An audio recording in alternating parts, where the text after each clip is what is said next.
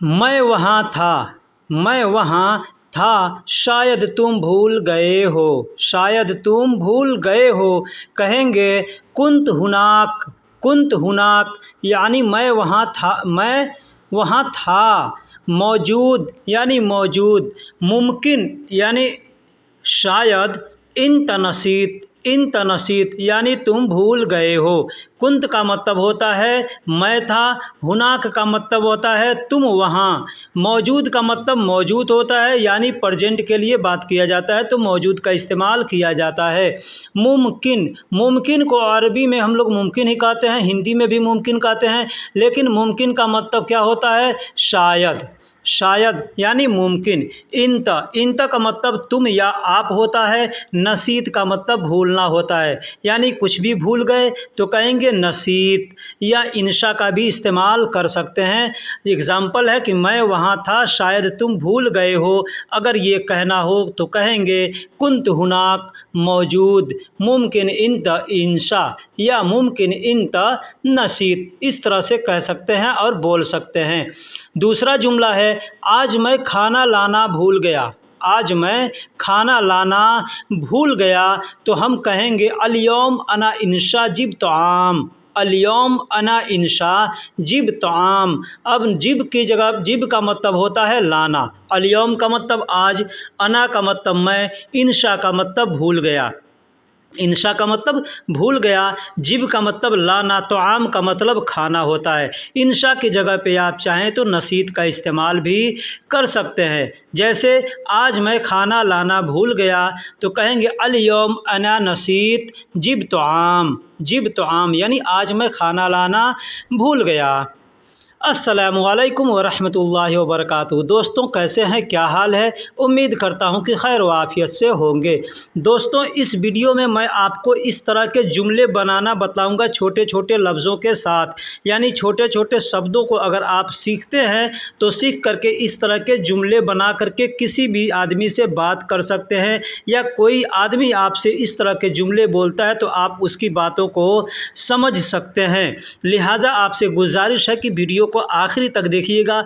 ये वीडियो आज बहुत इंफॉर्मेटिव होने वाली है, बहुत कुछ आपको सीखने को मिलने वाला है, इसलिए मैं आपसे रिक्वेस्ट करता हूं कि वीडियो को आखिरी तक देखिएगा। एक और चीज़ मैं आपसे कहूं कि इस वीडियो के आखिरी में एक ऐसा मैं ट्रिक आपको बताऊंगा, अगर आप उस ट्रिक को फॉलो करते हैं तो इंशाअल्लाह 5 से 10 दिन में आप अच्छी खासी अरबी बोलना सीख जाएंगे। तो चलिए अब हम वीडियो को शुरू करते हैं। वीडियो को शुरू करने से पहले एक और रिक्वेस्ट है कि आप हमारे चैनल पर नए हैं या पुराने हैं, चैनल को सब्सक्राइब नहीं किया है तो बराए मेहरबानी सबसे पहले चैनल को सब्सक्राइब कर दें, वीडियो को लाइक कर दें और दोस्तों में भी शेयर कर दें। तो चलिए अब हम वीडियो को शुरू करते हैं। दोस्तों अरबी को बोलने से पहले सबसे पहले जो ख़ास ज़रूरी है वह है आपको छोटे छोटे शब्दों का मतलब सीखना। जैसे वह को अरबी में हुआ कहते हैं, वह को अरबी में हुआ कहते हैं, और बढ़ई को अरबी में नज्जार कहते हैं, बढ़ई को अरबी में नज्जार कहता है। बढ़ई किसको कहते हैं? कारपेंटर को, जो लकड़ी का काम करता है उसको इंग्लिश में कारपेंटर कहते हैं, हिंदी में बढ़ई कहते हैं और अरबी में नज्जार कहते हैं। तो हमको अगर कहना है कि वह बढ़ई है तो कहेंगे हो व नज्जार, हो व नज्जार यानी वह बढ़ई है।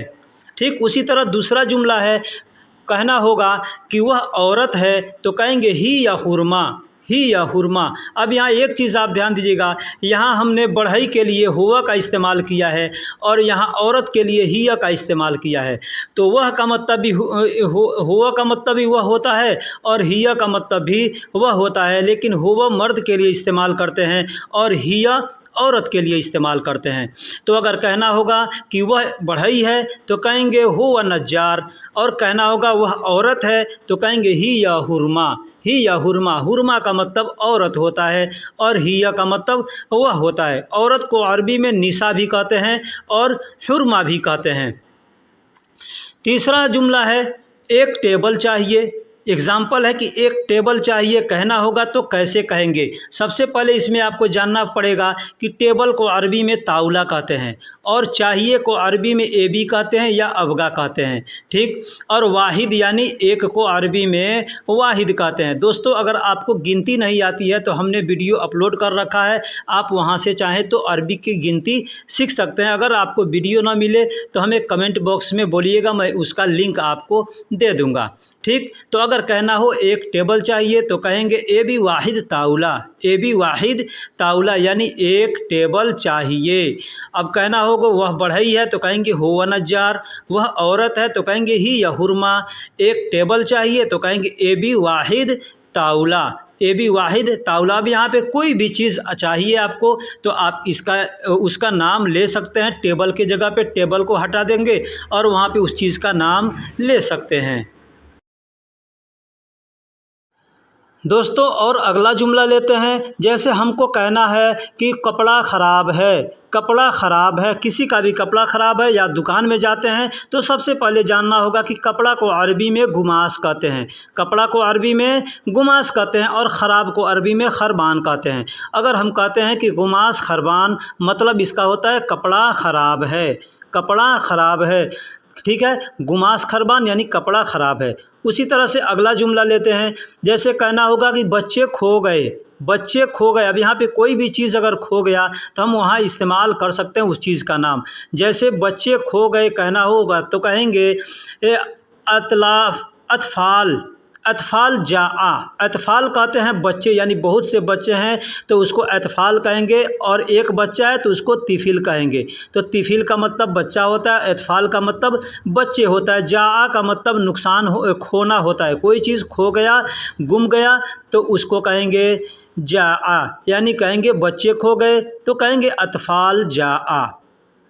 अगला जुमला है कहना हो तुम इंजीनियर हो, तुम इंजीनियर हो। किसी को कहना हो कि तुम इंजीनियर हो तो कहेंगे इंत मुहद्दिस, इंत मुहंदिस, मुहंदिस। इंत का मतलब तुम होता है या आप होता है। इंजीनियर को अरबी में मुहंदिस कहते हैं, इंजीनियर को अरबी में मुहंदिस कहते हैं। चाहे वो किसी भी तरह का इंजीनियर हो या कोई बड़ा मैकेनिक हो तो उस सबको मुहंदिस कह सकते हैं, ठीक है। तो अगर कहना हो तुम इंजीनियर हो तो कहेंगे इंत मुहंदिस हैं। एग्जाम्पल ले लीजिए, कपड़ा ख़राब है कहना है तो कहेंगे गुमास खरबान, बच्चे खो गए तो कहेंगे अतफ़ाल जाआ, तुम इंजीनियर हो तो कहेंगे इंत मुहंदिस, इंत मुहंदिस यानी तुम इंजीनियर हो। अगला जुमला लेते हैं। जैसे कहना हो कि तुम स्टूडेंट हो, तुम स्टूडेंट हो। स्टूडेंट कहते हैं जो पढ़ने वाले लोग होते हैं, बच्चे होते हैं या चाहे बड़े हो चाहे कोई भी हो उसको स्टूडेंट कहते हैं। तो कहेंगे तुम स्टूडेंट हो तो अरबी में कहेंगे इंत तालिब इल्म, इंत तालिब इल्म यानी तुम स्टूडेंट हो, तुम पढ़ने वाले हो। इंत का मतलब तुम या आप होता है और पढ़ने वाले यानी स्टूडेंट को या हिंदी में हम लोग छात्र कहते हैं, इंग्लिश में स्टूडेंट कहते हैं और अरबी में उसको तालिब इल्म कहते हैं। उर्दू में भी तालिब इल्म ही कहा जाता है। तो कहना होगा तुम स्टूडेंट हो या तुम छात्र हो तो कहेंगे इंत तालिब इल्म। तुम कारीगर हो, अगर ये कहना हो कि तुम कारीगर हो तो इसमें आपको ध्यान दीजिएगा कि कारीगर को अरबी में हरफी कहते हैं, कारीगर को अरबी में हरफी कहते हैं। इंत का मतलब तुम या आप होता है तो तुम कारीगर हो या आप कारीगर हो, इसका मतलब हुआ अंत हरफी, अंत हरफी यानी तुम कारीगर हो। मैं डॉक्टर हूँ, मैं डॉक्टर हूँ, अगर ये कहना हो या कोई आपसे कहे तो कहेंगे अना तबीब। अना का मतलब मैं या मेरा होता है, ठीक है, लेकिन यहाँ मैं के लिए इस्तेमाल किया गया है, ठीक है। अना का मतलब मैं, तबीब का मतलब डॉक्टर। डॉक्टर को अरबी में तबीब कहते हैं, हम लोग हिंदी में उसको वैद्य कहते हैं, इंग्लिश में डॉक्टर कहा जाता है, अरबी में और उर्दू में उसको तबीब कहा जाता है। तो मैं डॉक्टर हूँ तो अना तबीब कहेंगे। तुम स्टूडेंट हो तो इंत तालिब इल्म, तुम कारीगर हो, अंत हरफी, मैं डॉक्टर हूँ, अना तबीब, इस तरह से कह सकते हैं। अगर कहना हो दुकान बंद है, अगर कहना हो दुकान बंद है तो कहेंगे महल मशक्कर, महल मशक्कर, महल का मतलब दुकान होता है और मशक्कर का मतलब बंद है। जो चीज़ पहले से बंद है उसको मशक्कर कहेंगे। तुरंत बंद हुआ है या सामने आपके बंद हुआ है तो आप उसको शक्कर कहेंगे। ठीक है, शक्कर मतलब बंद है या बंद करो या बंद करता हूँ। ठीक है, लेकिन मशक्कर अगर कहेंगे तो मतलब पहले से बंद है। तो महल मशक्कर यानी दुकान बंद है। तुम बीमार हो, तुम बीमार हो कहना होगा तो कहेंगे इंत मरीद, इंत मरीद। यहाँ दो अल्फाज हमने इस्तेमाल किया है, एक मरीद भी और एक ताबान भी। लोग ताबान भी कहते हैं, यानी बीमार को ताबान भी कहते हैं, लेकिन ताबान का मतलब होता है थका हुआ। ठीक है, और मरीद का मतलब होता है बीमार। जैसे हम लोग अपने यहाँ कहते हैं मरीज़, मरीज़ कहते हैं ना, तो अगर उसको हम अरबी में लिखेंगे तो मीम रा और ज़ाद हो करके मिल करके मरीज़, तो उसको कितने लोग मरीद कहते हैं, कितने लोग मरीज़ कहते हैं। तो हम लोग अपने देश के अंदर हिंदी उर्दू में मरीज़ कहते हैं, अरबी में मरीद कहते हैं। ठीक है, तो कहना होगा तुम बीमार हो तो कहेंगे अंत मरीद। अंत भी कह सकते हैं या इंत भी कह सकते हैं। अंत का मतलब तुम या आप, इंत का मतलब तुम या आप, मरीद का मतलब बीमार होता है।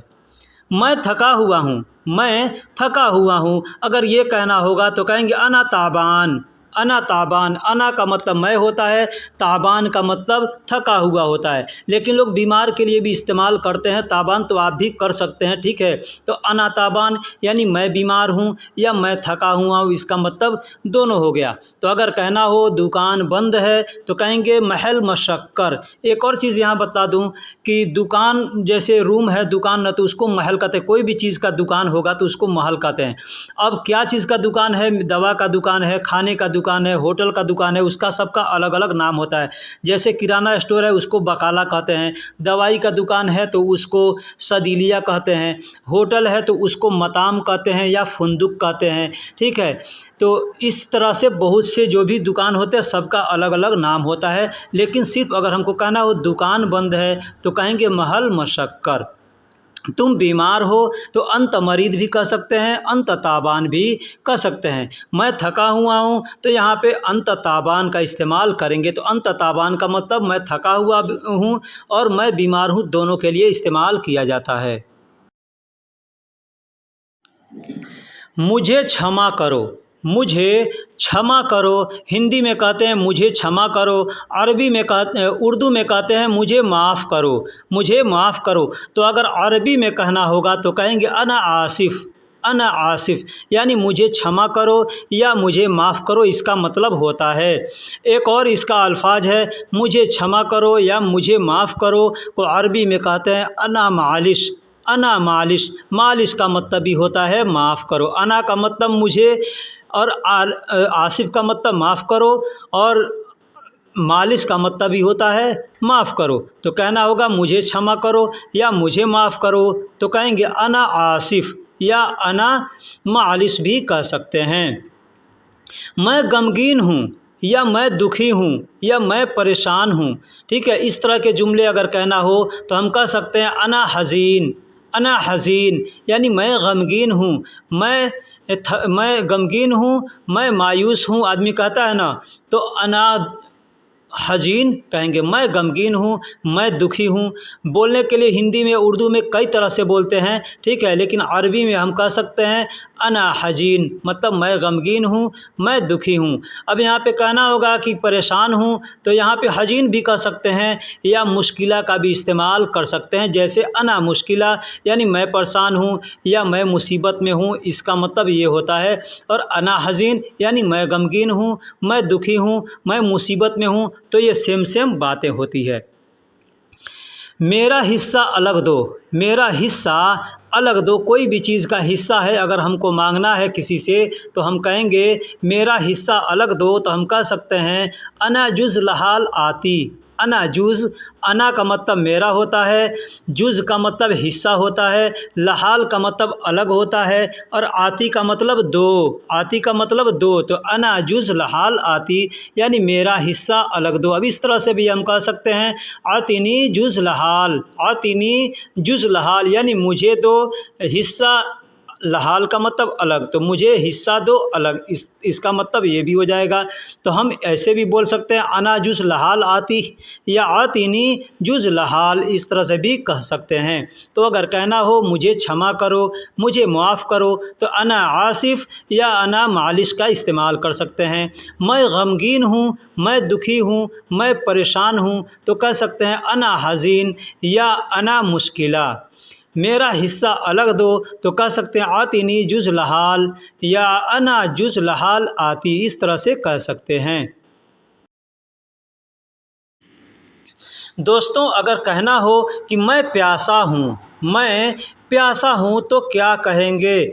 इसके पहले आपको उसके छोटे छोटे शब्दों को सीखना होगा। जैसे मैं प्यासा हूँ, तो अना का मतलब मैं होता है, अतशान का मतलब प्यासा होता है, अतशान का मतलब प्यासा होता है। तो मैं प्यासा हूँ तो कहेंगे अना अतशान, अना अतशान। इसका मतलब मैं प्यासा हूँ या मुझे प्यास लगी है, दोनों इसका मतलब होगा। मैं प्यासा हूँ अना अतशान, या मुझे प्यास है अना अतशान। ठीक उसी तरह से कहेंगे मैं भूखा हूँ अना जौआन, अना जौआन, यानी मैं भूखा हूँ या मुझे भूख लगी है, तो भी कहेंगे अना जौआन, यानी मुझे भूख लगी है या मैं भूखा हूँ। अना का मतलब मैं, जौआन का मतलब भूखा होता है।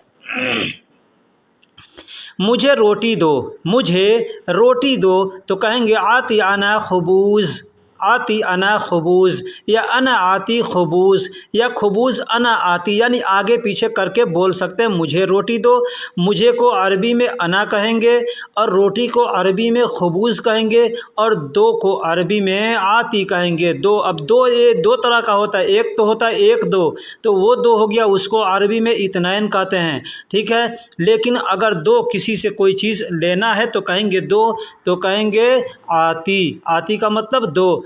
अगर हम चाहें तो इसको ऐसे भी बोल सकते हैं आतीनी खबूज़, आतीनी खबूज़, यानी मुझे रोटी दो, इस तरह भी कह सकते हैं। मैं प्यासा हूँ तो कहेंगे अना अतशान, मैं प्यासा हूँ या मुझे प्यास लगी है तो कहेंगे अना अतशान। मैं भूखा हूँ या मुझे भूख लगी है तो कहेंगे अना जौआन। मुझे रोटी दो तो कहेंगे आतीनी खबूज़ या आती अना खबूज़, इस तरह से हम बोल सकते हैं। एक अगला जुमला लेते हैं। जैसे कहना हो किसी से कितने बजे आऊँ, कितने बजे आऊँ या कितने बजे आओगे, ये दोनों इसका मतलब होगा। कितने बजे आओगे अगर सामने वाले को कहना है तो भी कह सकते हैं यही अल्फाज, और ख़ुद भी कहना है, पूछना है किसी से कि कितने बजे आऊँ, तो भी यही जुमला आप इस्तेमाल कर सकते हैं। क्या कहेंगे? कम साह ईजी, कम साह ईजी। कम का मतलब कितना होता है, साह का मतलब घंटा भी होता है, टाइम भी हो, बजे भी होता है। ठीक है, तो साह कह सकते हैं कम साह, यानी कितने बजे। ईजी का मतलब आऊँ, आ रहा हूँ, आऊँगा, आते हो, आ रहे हो, ये जितने अल्फाज हैं, यानी सामने वाले के लिए भी ईजी का इस्तेमाल करते हैं और ख़ुद के लिए भी ईजी का इस्तेमाल करते हैं। तो कहेंगे कम साह ईजी, तो कहेंगे कितने बजे आऊँ, तो यानी कम साह ईजी, या कितने बजे आओगे, तो इसका मतलब होगा कम साह ईजी, यानी कितने बजे आऊँ या कितने बजे आओगे। तुम तैयार हो, तुम तैयार हो, तो कहेंगे इंत जाहिज़, इंत जाहिज़। इंत का मतलब तुम या आप होता है और जाहिज़ का मतलब तैयार होता है। जाहिज़ का मतलब तैयार होता है। खुद तैयार है तो भी कहेंगे जाहिज़, कोई सामान तैयार है तो भी कहेंगे जाहिज़। ठीक है, गाड़ी चालू है, तैयार है चलने के लिए, तो भी कहेंगे जाहिज़। यानी कोई भी चीज़ तैयार हो गया है तो उसको जाहिज़ कहेंगे। तो कहेंगे इंत जाहिज़, यानी तुम तैयार हो। काम ख़त्म हो गया, काम ख़त्म हो गया, कोई काम कर रहे हैं, काम ख़त्म हो गया, तो आप कह सकते हैं शुगुल खल्लास, शुगुल खल्लास, यानी काम ख़त्म हो गया। या कोई आपसे भी पूछ सकता है कि काम ख़त्म हो गया, तो भी वह आदमी कहेगा शुगुल खल्लास, यानी काम ख़त्म हो गया। अब बोलने का तरीका और अंदाज़ देखा जाए तो सामने वाला क्या कह रहा है, ख़ुद भी हम क्या करें, इस चीज़ को थोड़ा ध्यान दिया जाता है। ठीक है, तो कहना होगा कितने बजे आऊँ, तो कहेंगे कम साई जी, या कितने बजे आओगे, तो भी कहेंगे कम साई जी। तुम तैयार हो, तुम तैयार हो, तो इन तजाहिज़, इन तजाहिज़ कह सकते हैं। काम ख़त्म हो गया तो कहेंगे शुगुल खल्लास, यानी काम ख़त्म हो गया। तो दोस्तों, जैसे मैंने शुरू में बतलाया था कि वीडियो के आखिरी में मैं आपको एक ऐसा ट्रिक बतलाऊंगा जिससे आप कम से कम 5 से 10 दिन में से ज़्यादा में आप अरबी बोलना सीख जाएंगे। ठीक है, तो उस ट्रिक को मैं इस पेज पे मैं आपको बताऊंगा। ये जो आप देख रहे हैं स्क्रीन पे लिखा हुआ है, इसमें मैं आपको समझाऊंगा उस ट्रिक को कि कैसे हम समझेंगे, कैसे क्या करेंगे। सबसे पहले ये जान लीजिए कि नए आदमी का जो जहन होता है ना, वो पहले से मतलब भरा हुआ होता है दूसरे चीज़ों से। अब यहाँ हम आते हैं तो हमको उसमें अरबी शामिल करना होता है। ठीक है, तो बहुत से ऐसे अल्फाज होते हैं जो हम लोग पहले से सीखे होते हैं, हिंदी और उर्दू में बोलते हैं, लेकिन अरबी में आते हैं तो हमको समझ में नहीं आता है कि इसको अरबी में क्या कहेंगे। तो सबसे पहले तो ये चीज़ को आप केयर कीजिए कि कौन ऐसा अल्फाज है जिसको हम लोग पहले से सीखे हुए हैं। जैसे अरबी में हवा कहते हैं, हिंदी या उर्दू में हवा कहते हैं, अरबी में भी हवा कहते हैं। ठीक है, हम लोग अरबी में अपने देश में भी खल्लास कहते हैं कोई चीज़ को, यहाँ अरबी में भी खल्लास कहते हैं। ठीक है, उसी तरह से हम लोग मुश्किल कहते हैं हिंदी उर्दू में, अरबी में भी मुश्किल कहते हैं। ठीक है, ज़रूरी हिंदी उर्दू में हम लोग कहते हैं तो अरबी में भी ज़रूरी कहते हैं। लाजिम हिंदी उर्दू में कहते हैं तो अरबी में भी लाजिम कहते हैं। ठीक है, तो इन चीज़ों को आपको ध्यान देना होगा कि ये चीज़ों को हम पहले सीख लें। ध्यान दे लो, इसको सीखना कुछ नहीं है। ठीक है, बस आपको ध्यान नहीं आता है कि समझ नहीं आता है कि ये कौन ऐसे अल्फाज है जिसको हम लोग हिंदी उर्दू में पहले से जानते हैं और वो अरबी में बोली जाती है। तो उसके लिए मैंने एक वीडियो अलग से बना के रखा है, उसमें कम से कम 100 अल्फाज हैं। उसको अगर आप देखेंगे तो इंशाल्लाह आपको बहुत जल्दी ये सीखने को मिल जाएगा, समझने को मिल जाएगा। अगर वो वीडियो आपसे न मिले तो आप हमें लिंक भी मांगिएगा, हम इंशाल्लाह मैं आपको वीडियो के डिस्क्रिप्शन में लिंक दे दूंगा, या इस वीडियो के डिस्क्रिप्शन में मैं पहले से भी लिंक दे के रखूँगा। आप चाहें तो उसको देख करके सीख सकते हैं। ठीक है, तो चलिए इस वीडियो का जो स्क्रीन पे आप देख रहे हैं इसका मैं आपको मतलब बता दूं। तो अगर हमको कहना होगा, एग्जांपल है, आपके पास एक कॉपी ले लीजिए, पेन ले लीजिए और लिख लीजिए। आपको जो कुछ समझ में आता है उसको लिखिए। ठीक है, जैसे कल लिखिए चलो शुरू करो। एग्जांपल मैं बता रहा हूं, आप कुछ और लिख सकते हैं। चलो शुरू करो, तो चलो को अरबी में क्या कहते हैं और शुरू करने को अरबी में क्या कहते हैं, ये चीज़ आपको वहाँ पर लिख लेना है। तो ये चीज़ आप लिखिएगा तो समझ में आएगा कहाँ इसको क्या कहते हैं, यानी वो आप सेंटेंस बना, यानी ये चीज़ को आप समझ चुके हैं। तो कहेंगे चलो। चलो को अरबी में यमसी भी कहते हैं और यल्ला भी कहते हैं, दोनों तरह से बोला जाता है। ठीक है, यमसी भी कहते हैं और यल्ला भी कहते हैं, यानी अभी तुरंत चलना है, ये तुरंत चलना है तो कहेंगे यल्ला यल्ला। ठीक है, और बाद में चलना है, थोड़ी देर बाद में चलना है या कभी भी चलना है तो वहाँ पे यमसी का इस्तेमाल करेंगे। तो हमको कहना होगा चलो शुरू करो, तो कहेंगे यल्ला इब्तिदा।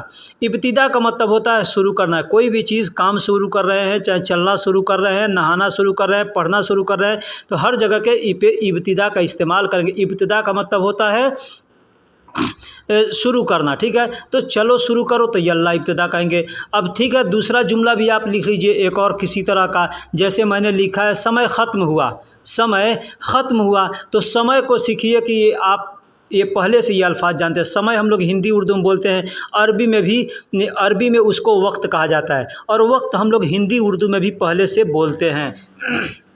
वक्त हमको मालूम है पहले से, तो वक्त कहा जाता है। मुंतहा जो अल्फाज है ये भी हम लोग पहले से सुनते आए हैं कि मुंतहा कहा जाता है, इंतहा कहा जाता है। ठीक है, इंतहा और मुंतहा कहते हैं ख़त्म होने को। ठीक है, तो कहेंगे समय ख़त्म हुआ तो कहेंगे मुंतहा अल वक्त। वक्त अल हटा करके आप सिर्फ चाहे तो वक्त भी बोल सकते हैं। मुंतहा वक्त यानी समय ख़त्म हुआ, वक्त ख़त्म हुआ। ये अल्फाज एक आप ध्यान दीजिएगा कि ये वक्त अल्फाज जो है ये हम लोग हिंदी उर्दू में भी इस्तेमाल करते हैं। ठीक, एक और दूसरा ले लीजिए, समय शुरू हुआ। पहले समय ख़त्म हुआ, दूसरा है समय शुरू समय शुरू हुआ, माफ़ कीजिएगा खांसी हो गई है जिसकी वजह से थोड़ी परेशानी हो रही है। समय शुरू हुआ तो कहेंगे इंतहा अल वक्त। इंतहा अल वक्त भी कह सकते हैं या इंतहा वक्त भी कह सकते हैं। ठीक है, तो इस तरह के आप जुमलों को चाहें तो याद करके और आसानी से बोल सकते हैं। जो समझ में ना आए, हमारे डिस्क्रिप्शन में हमारा व्हाट्सअप नंबर है, आप उस पर भी चाहें तो मैसेज कर सकते हैं, हमसे बात कर सकते हैं, वॉइस मैसेज भेज करके भी बोल सकते हैं, या उस पर बात भी कर सकते हैं। ठीक है, जो समझ में नहीं आए, या आप हमसे कमेंट बॉक्स में भी पूछ सकते हैं कि भाई ये चीज़ को हमको समझ में नहीं आ रहा है, आप हमें बताइए। मैं इंशाअल्लाह जो भी हमें इल्म है उसके हिसाब से मैं आपको ज़रूर बताऊंगा। ठीक है, तो चलो शुरू करो। तो यल्ला इब्तिदा कहेंगे, समय ख़त्म हुआ तो मुंतहा अल वक्त कह सकते हैं, या मुंतहा वक्त कह सकते हैं। ठीक है, या खल्लास वक्त भी कह सकते हैं, ये भी ध्यान दीजिए, खल्लास वक्त भी कह सकते हैं। समय शुरू हुआ तो समय शुरू हुआ यहाँ तो इसको इब्तिदा इब्तिदा अल वक्त कह सकते हैं। समय शुरू हुआ तो इब्तिदा अल वक्त कहते हैं, या ख़त्म हो गया तो इंतहा अल वक्त कहेंगे। जैसे समय ख़त्म हुआ तो मुंतहा अल वक्त या इंतहा अल वक्त, और समय शुरू हुआ तो इब्तिदा अल वक्त, इस तरह से कह सकते हैं। तो दोस्तों फिर मिलेंगे किसी अगले वीडियो में, तब तक के लिए अल्लाह हाफिज़, सलाम अलैका।